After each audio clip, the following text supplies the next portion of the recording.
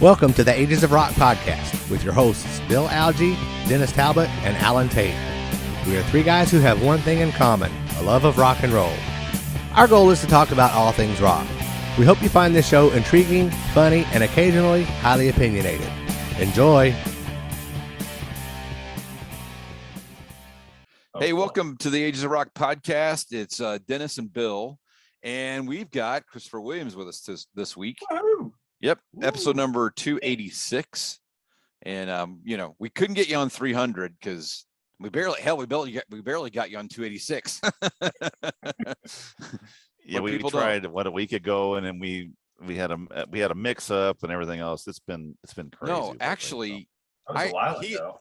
he and I messaged back and forth a month ago or so, Right? and I totally screwed it up. Didn't send me the link because I'm a moron, and then you contacted him, and then tonight on this, the link wasn't working to Zoom, and son of a bitch. It's like they don't want us to talk to you, man. That's it. Zoom has something against us talking to you, but we trekked it, and they're just gonna have to deal with it. Yeah, man. We're here now, and that's what matters. And the thing is, he's so far away from us now. He's near the Death Star. He is so far away, driving the Millennium Falcon. Well, actually, this is just a background.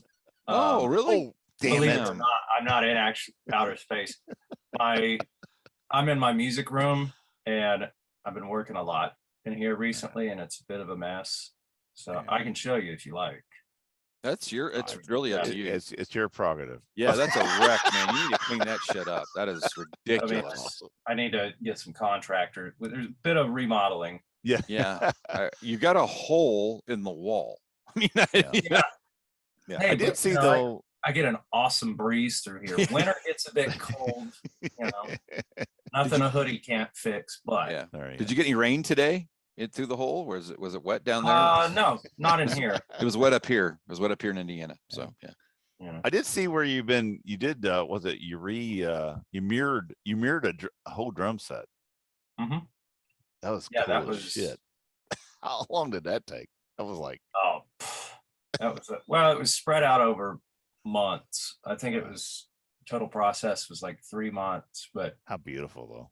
It'd be doing a drum here today or doing one a couple days later. So it wasn't like I sat down and did everything 3 days, but like the 16 and the 18-inch floor tom took, I think it was 17 hours to do. Oh, Pete. Because I imported these sheets of adhesive backed tiles from the UK, and being a dumbass American, with the imperial system, I miscalculated millimeters. So I got 1 by 1 inch square tiles when I wanted to get 12.5 by 12.5, so ½ inch. And I got them and put them on the shell and was like, yeah, these aren't even gonna sit relatively flat. So I started out with a straight edge on a couple pieces of scraps and a glass cutter, and was like, nope, that's not gonna work. I went out and got a tile cutter. That one sucked. Upgraded, took it back, spent a bit more, and got a better tile cutter, and then got a glass cutting wheel for doing like the big glass block tiles. That was like all the rave in the 80s and the 90s. They still make those things apparently. But and just basically marked up on either side of the blade on the end, the proper distance where the line needed to be to line up the tiles, split them. And if you didn't use enough pressure, they wouldn't crack when you folded them. And if you used too much, it would just shatter them. Wow. So it was a pain in the ass. So it cost you $5 billion. You have to put your pinky up there. These drums cost me $5 billion. They look cool as hell though. They look. Yeah, and it was like I'd be putting on chunks of this glass and have to maneuver it around the hardware and everything, and then it's like, okay, I don't feel like messing with that broken shard that's in there. So I just take like a wax crayon or whatever and mark it, and then come back a week or two later with razor blades by hand and cut out the busted ones and hand cut the one that's the perfect amount to go in there. And that part sucked. But amazingly, I only cut myself 3 times in the whole process. Oh, wow. That's pretty amazing. One of which was just I was walking around barefoot, and I had brought a drum in the room, and there was just a teeny tiny shard of glass that fell in the carpet, and I happened to step on it. Of course. That was fun. Yeah. But without question, that's where you're gonna find it, right? Yeah. Wow. I'll tell you, those leather ahead drumming gloves saved my hands in the whole process. Oh, really? Yeah, that's cool. That's probably probably did. I mean, it's thick, solid leather on the bottom, so it's all right. So, do you plan to use that in a show? Is that the ultimate plan? You're going to use those for touring? I've used them a couple times. I had wanted to build a kit like that since I saw Eric Singer's Revenge kit when I was a kid. I think I'd been into KISS for about a year when I saw a photo of the Revenge kit. I was like, oh my God, that's the shit. I had seen Peter's Alive kit in video and it looked cool, but there was something about the larger tiles, and went down the rabbit hole. At some point Tommy Lee had one, the drummer for Triumph had one, Munetaka. Eric got the idea from Munetaka Higuchi, the former drummer for Loudness, who passed away. He had a mirror ball kit with gold hardware with them. Oh. So, and I had met Eric years and years ago and talked to him about it, and he's like, yeah, this is what it was, and this is how we did it. And and that was long before the Motley tour they did, I think, where he had the mirror ball kit in 2012, the double bass one.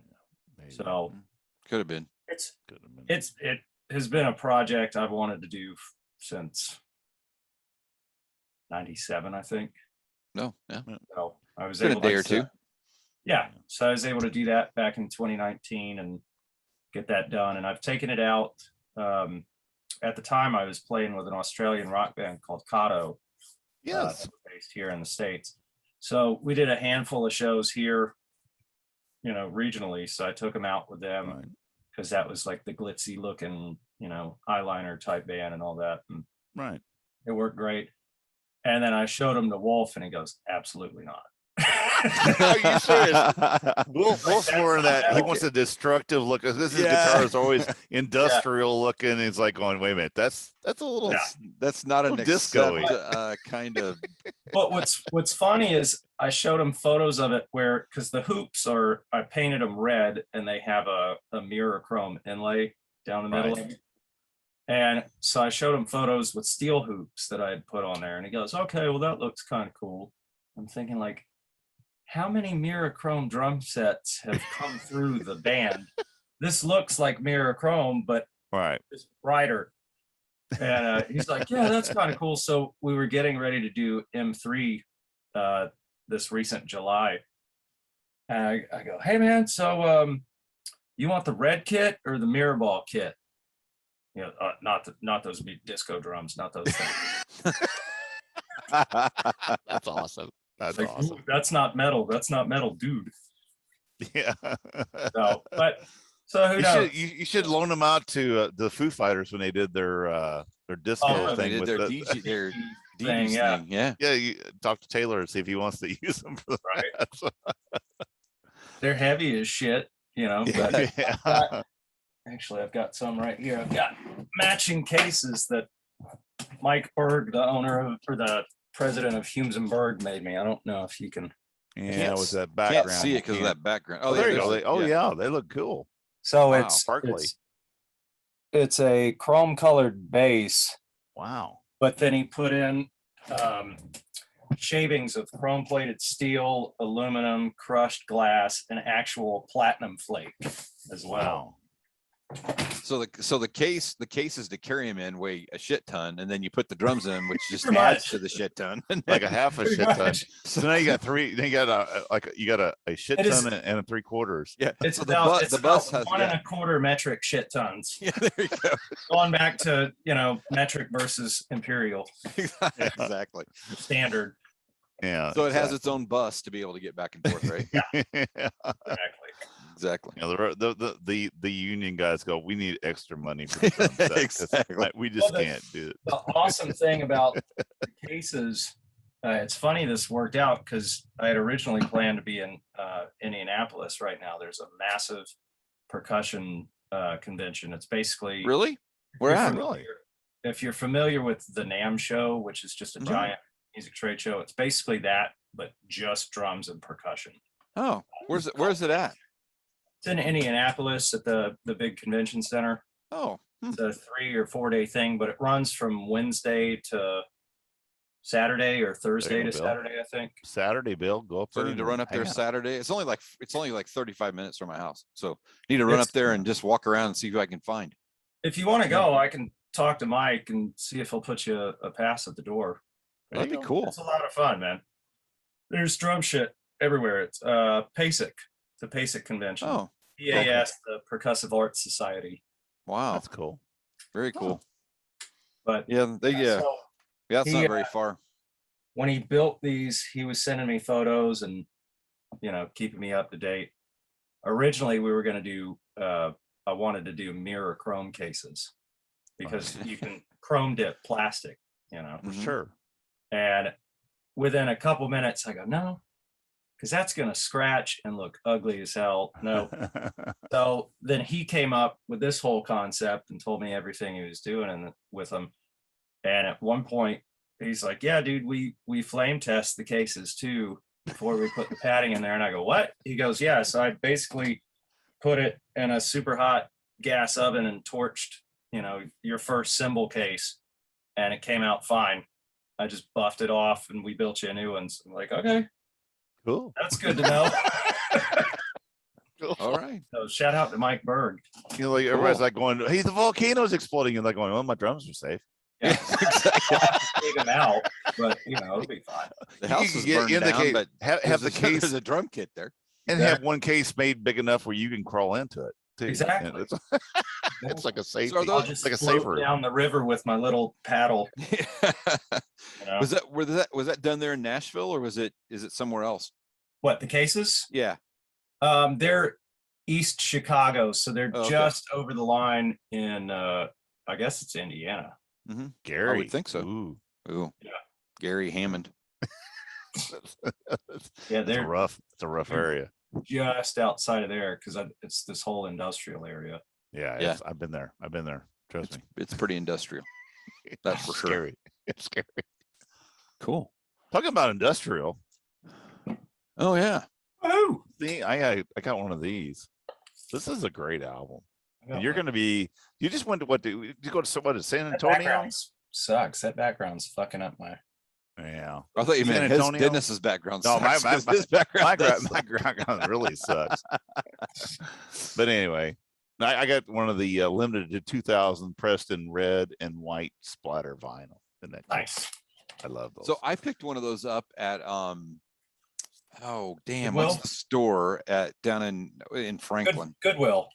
Dollar store. No. Flea market. The flea market. No. Play it again. Sports. No, Ryan Cook told me to go there, so that's where I went. Escape.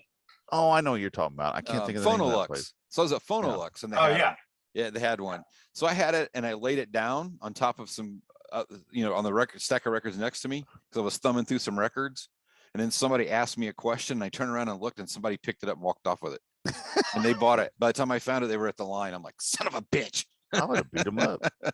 Yeah, I mean,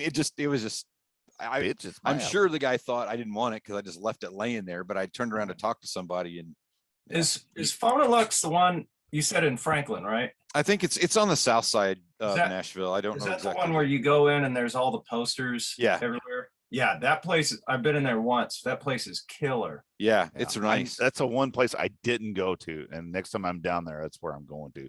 I went to this other place that was underneath a It was underneath the interstate. It's down by Hattie B's. With I think the original Hattie B's. It's on kind of the south side also. Oh, you're talking about McKay. You get off the interstate heading west to town, and you take and a it's right. it's actually underneath the interstate. So when you're in there, it sounds like there's Star Wars about it. Oh, You hear the cars going. That's Great Escape. Yes, that's exactly what I've been there. I've been there a couple times. It sounds like you got all these fucking like Star Wars shit above you because you hear this. Hold on, I got a buddy that wants to come in for a second. Hold on. Sure. Cool. Nice. What's up, Chewy? Wow. Yeah, he doesn't say much. It's Wolf, and he's growing some hair. No. Yeah. Hey, Chris. So do you collect vinyl, or do you pick vinyl up and stuff? Oh yeah. Yeah. There's another place in Goodlettsville, a little shop called Disc Go Joe's. Okay. It's a really small shop, but the guy is really cool, and he got a lot of cool stuff in there. So yeah, cool. It's at the Goodlettsville exit. So yeah, I'm at the point now where I've got 4 record crates that are completely full, and a few more that it's like, well, I don't want to go get another record crate because right now the 4 record crates have a hard top on them, and that's the TV stand. Yeah, there's my record crate. and I've got the same one, IKEA, and it's full. It's almost 500 albums, and mine's got 460 in it at the moment. It's just ridiculous, and I'm at the point now. It's like I got it, and I put these ones out. Actually, I went to this place the other day, and I went out there, and I'm like, going, I had 6 albums. I'm going, great, and I went through Discogs to make sure. Shit, I got it. Shit, I got it. Shit, I got. I walked out with nothing. Last I looked, I have 4 or 5 copies of Rock and Roll Over. That's not a bad thing, though. No, I've got. Did you get your copy today? Did you get your? Oh, I didn't get that. So today they released the album looks disc. like picture disc. It looks like the cover. Yeah. Rock and Roll Over. Yep. All right. There were 300 of them, and they were gone like that, and they're already on eBay for like $450. I'm sure. Yeah. The same thing happened to Elder thing yesterday. I got a tattoo on my arm. I'm good. It's okay. That for me, that album cover is everywhere. Sweet. My personal stuff, like. Gotcha. I mean, I've got. Actually had a Rock and Roll Over. I just reached beside me, and this is the look at that hockey jersey from 96, 97. Like, nice. That's awesome. Just sitting on the piano beside me. There you go. I got enough Kiss shit. So Christopher, you guys were just down in, was it San Antonio? Yeah. Okay, so was that a one-off, one of those deals where you're doing one-offs, but you're getting ready to go overseas, right? Not anymore. Are you serious? They just postponed that last week. I'll be damned. 2023. I'll be damned. I knew that you guys were doing that one, and I knew that you were getting ready to go overseas, and that's why I was trying to get you on here to talk about that. So it just got postponed. I'll be damned. Yep. Son of a bitch. Europe's going through another round. I know we have friends of ours that are wanting to they've had a trip actually scheduled for almost 2 years now. Originally it was going to go through Israel and then all this stuff, and there's just no way they're going to do that. So they had another one set, and now it's getting issues. It's just to go to Europe. It's hard to do, or anywhere overseas. It's hard to do. I've been sending messages out. I got the word a few days before the press release went out, and so Friday morning, we flew into San Antonio and landed like midnight, and I was still up at about 5 in the morning, which is when the press release went out. Wow. And I just started shooting it out to buddies, and I was like, "Hey man, you got an opening? I'm home." Yeah, guess what? I'm so tired of this COVID postponing touring. Like, I'm able to work steadily playing in town, which is great. I teach Mondays and Tuesdays at one of the local School of Rock franchises. And then I'm gigging and recording probably 4 or 5 days a week. So like that side's fine, but I miss the touring thing itself. Sure. Yeah, I can imagine. I mean, I can imagine you guys that do that and tour and you're in a suitcase and you get used to that life and it gives you energy and you feed off the crowd and that whole thing. And all of a sudden it's gone. I mean, that has got to be miserable. I mean, it's how you direct your energy. Like, yeah, there are days where I am just like, man, this sucks. What am I doing? Why is everything getting pushed back? You kind of get in a hole and then you bring yourself out. The good thing is I've been home for 2 years, hanging out with Ainsley, which we're coming up on 6 years together. Mm-hmm. So congratulations. That's been, thank you. So that's congratulations. Pretty badass, and my cat, he loves the fact that I'm home. He gets all the daddy cuddles he wants, but like I said, I've been able to work and play in and around town steadily, or do local regional things, or record from home, or the studios are wide open here in Nashville. Right. That's one thing about the city is, aside from East Nashville, when all the restrictions got lifted up, it was like, oh, there's no more COVID. Cool. I'm going, well, that's a little sketchy, but right. I gotta work. So, but so that has saved my sanity as a performer. Let me ask you a question, Christopher, because we talked about this. I think the first time we met you, and over the years we've talked to you. We've known you for a long time now. Mm-hmm. You've always said that touring the U.S. it was hard to do because a lot of your guys were in your you have people overseas, and to bring you do one-offs here and there, but because of not being able to do a tour over Europe, have you guys thought about doing a tour here in the U.S.? I mentioned that immediately. As soon as I got the phone call, I go, okay, well, that sucks. I wasn't putting all my eggs in that basket. I kind of thought this might happen, but how about the States? It seems to be wide open. God, we want to see you. I mean, people want to see you guys. I'm open to it. It's, and the thing that, as we spoke about before, a lot of people don't realize the band isn't the one that we don't just call the venue and say, hey, we want to play in Charlotte, North Carolina. It doesn't work that way. There's got to be a promoter that wants to put up the cash, and it's a large sum of money because you got to get the band their money. Plus you've got to rent the venue. You've got to rent the staff. You've got to rent the local stagehands that put the whole stage up. There's insurance that goes into a lot of the shows as well, which now good luck getting tour insurance or anything like that, because we could, and that was another concern about with Europe, was we could all get over there and everything's fine, and you get 3 shows in and one guy gets it, and now the whole tour stopped for a week. Like there was that thing with Kiss that happened when Gene got it and Paul got it, and so they were stopped for a while. And and then so those, especially when you're in a foreign country, it's not like you can just get in the car and drive an hour and you're home. It's like, no, you got to put up an entire band and crew and all that in a hotel while you're paying for a bus and all this other stuff out of your pockets. Sure. It's not like, oh, the promoter's going to do that because we got sick. That's just not how it works. Yeah. So any income from that gig just went right out the window.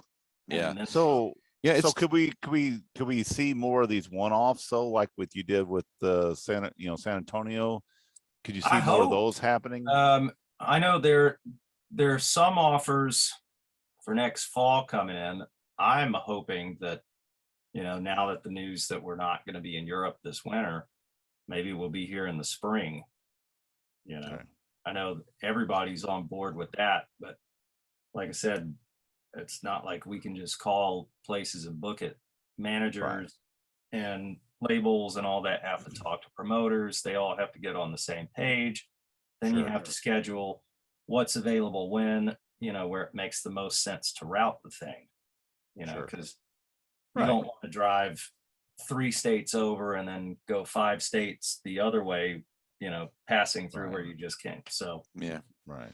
Yeah, I went to show Tuesday night. We went to see Jason Bonham, and how's that? It was phenomenal. That was him doing the Zeppelin thing? Yeah, him doing the Zeppelin thing. Yeah. It was great. Yeah. Have you ever seen it before? No, I've seen videos of it. Yeah, it's really good on social media. But it was at here right about 20 miles west of me is a little town called Nashville, Indiana. And used to be years ago, they had country artists and stuff that played there. They had a little Opry kind of thing. But since in the last 2 years ago, they built the Brown County Music Center. So they've had all kinds of different kind of people there. And so he was there on Tuesday night. And I got tickets as soon as they went on sale because I'd seen him before. And I'm like, this will be a great show. So, but I looked in this, I don't know how they made any money on that show or how there thin? Was, oh my gosh, it was, I felt bad. I mean, there was, wow. The upper, it's only, I don't know how many it seats, maybe 3,000, maybe. I mean, it's not a very big joint. So, sure. We got about 10 minutes left. It just said, so there you go. Okay. It just, all the fringes were open. The back was all not filled. I mean, you could put everybody in the lower section and still had seats available.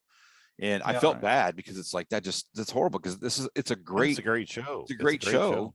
Yeah. But, other stuff, they do have other stuff that sells out. I mean, 38 Specials coming in 2 weeks, and that show is like off the charts. It's there's like 47 seats left. Well, it's 38 Special and it's a Midwest, so it's gonna Well, venues have their restrictions, and then you have your mixed crowd, some that have the shots, others that don't, and then, I can't go to the show, or no, I'm worried about going out. You have all these different factions that normally everybody would be on the same page in the same room, but it divides things up even further. Right. And as far as, filling the rooms, depending on the musical group or act or whatever it is, their deal may say, hey, we show up and we get paid in full and that's that, or they might have a percentage plus whatever the guarantee is. You never know. Right. I know there are a lot of promoters out there that are either going bankrupt or scared as hell of going bankrupt. Oh yeah. People are just scared to shitless right now. For sure. Is there, Christopher, any talk? I mean, why you guys are down and not going to be touring? I mean, I know that the record, is very new out now. Are you is there any plan on recording anything here soon, or I don't know about advantage of it? I mean, I know that you got a new album that you should be out there promoting. So I don't know about Accept. I know when they did the press release about the shows being postponed again, they released a live version of The Undertaker. I think it's from the show at M3 this summer. Right. I think. But our bass player and my good friend Martin Motnick, yesterday was his birthday. Happy birthday. He released his new album. Oh, cool. So you can get on social media and find it, and it's a treasure trove of like top musicians, and I just happened to get pulled in there, which was really cool. That's cool. Is it self-titled? It's I think it's called Dream Chaser. Okay. He was down there with you at Rockin' Pod, right? Yeah. I remember meeting him. He was a real nice guy. Yeah, I'm pretty sure it's Dream Chaser. Motnik.com is his website. MOTNIK. And we'll patch that to our myself, Greg Bissonette, Joe Babiak, and Wilfredo Reyes Jr. are the 4 drummers. Wow. Derek Sherenian, Joe Satriani, Jennifer Batten, like the list of just a bunch of nobodies. Whatever. Speaking of Rockin' Pod, I really miss the fact that we had you and E.T. doing your thing shtick again, and that son of a bitch of everything that taped that day, that one didn't. 2 things didn't tape, and that was one of them. And I wish we would have got it. It's just random mumbling. If you miss but it would have been great. The last one. It would have been great as ever. But it was so funny. It was like, but yeah, whenever so you have to put in for who you want to talk to or whatever. So we put in for you, right? I mean, immediately, and some of those we love you guys. and we got it. And we're like, well, and they were like, all tthree of us said, we know exactly how we're doing this. We're gonna wait for him to show up. ET will be somewhere in the damn room, and we'll just go again. And go again, because that was so comedy gold, funny. But you know what was funny was, and when you mentioned Greg Vesnet, when we didn't get to interview him, but he came around. He actually interviewed at the table next to us, and then he walked over and we're talking to him. I mean, he was like very, he wasn't like, I think he was done for the day at that point, and he was just so nice. And he's like, and we're talking about something, and he goes, "Hold on a minute," and he pulls out his phone. And he goes, I'd ask him if he'd seen Billy Sheehan very much. If you guys spend any time. Yeah, he goes. They were together the night before. That's what he was there at the show. No, but he pulls up on his phone. He goes, "Oh, we made pizzas." He just bought a new pizza oven, so he pulls up this video of him, Joe Satriani, and they're making pizzas, and we're like going, "You're showing us videos." I think it's Billy's house. Yeah. Yeah, it's like going, I know you think this is normal, but we're just like, we're freaked. Can we just like film these videos? Because this is really cool. those two are really, really tight. They are so nice. Pretty cool. It was cool. He was really nice. All those guys were nice. That was a good show. Chris Sinzak and those guys do a badass job of that. Oh my God. It's incredible. Nice. Booger says hello. So hello, Black Kitty. I've got a Black look at Kitty those green too. eyes. Look at that. Say hi. Wow.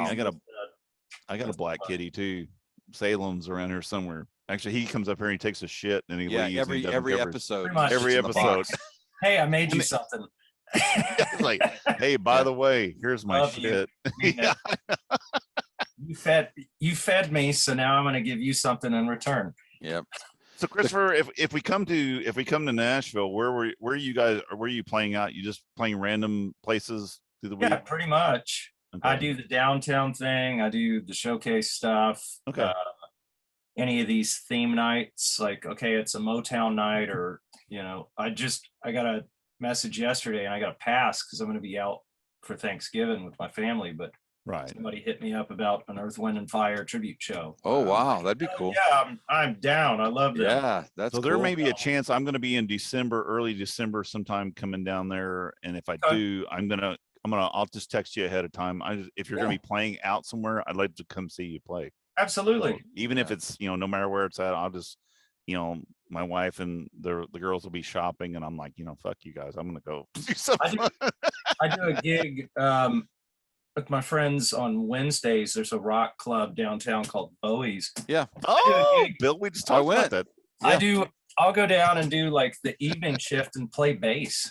We do an acoustic trio. Wow. And originally I was taking a little bop kit down there with a 16-inch bass drum and playing with rods and brushes. And it'd come time for the guitar solo and there's no low end.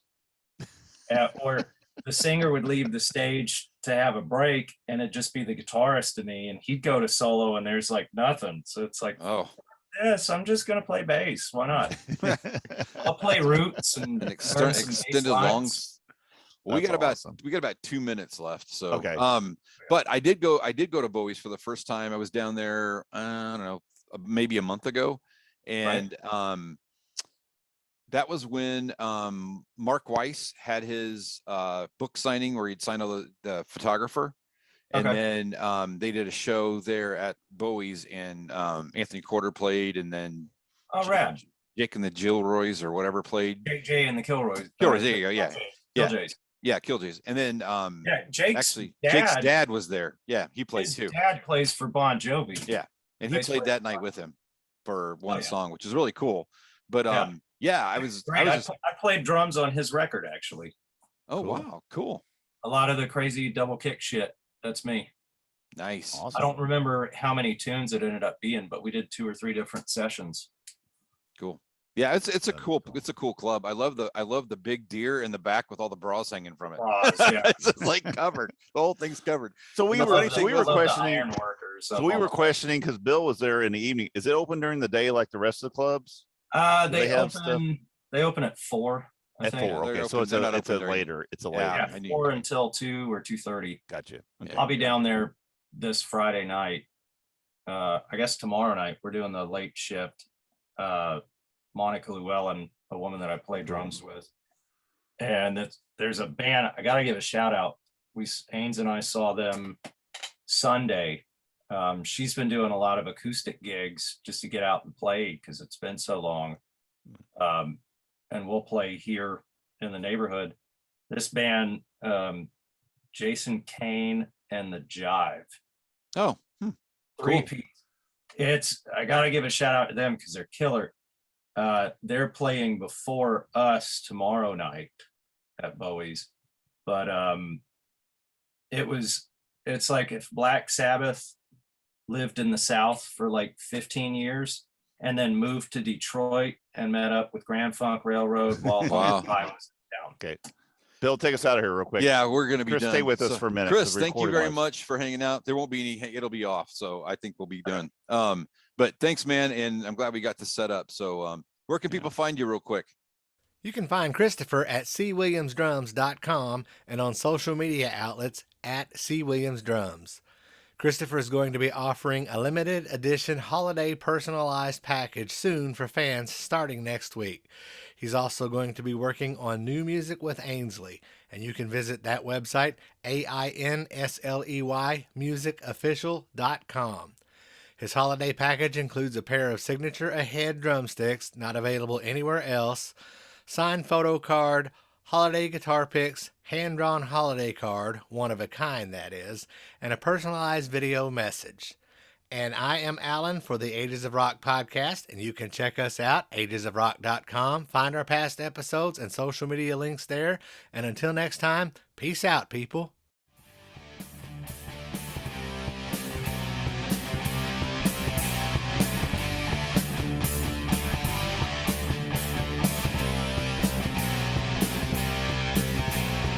Thanks for listening to the Ages of Rock podcast. If you haven't done so already, be sure to subscribe to our YouTube channel, like us on Facebook, and most importantly, tell all your friends. Remember, you're never too old to rock. Until the next episode, peace out, folks.